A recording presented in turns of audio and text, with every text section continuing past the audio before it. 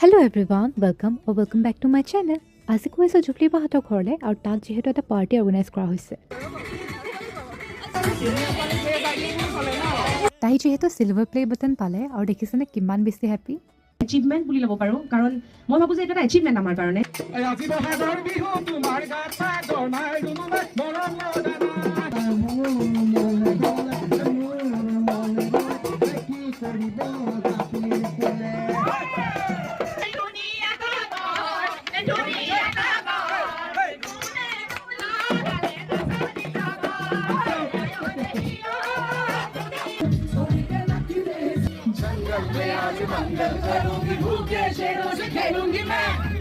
এয়া সকলোৱে খোৱা বোৱা কৰি আকৌ ডান্স কৰিব লৈছো।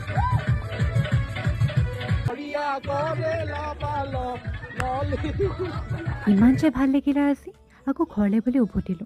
বাই।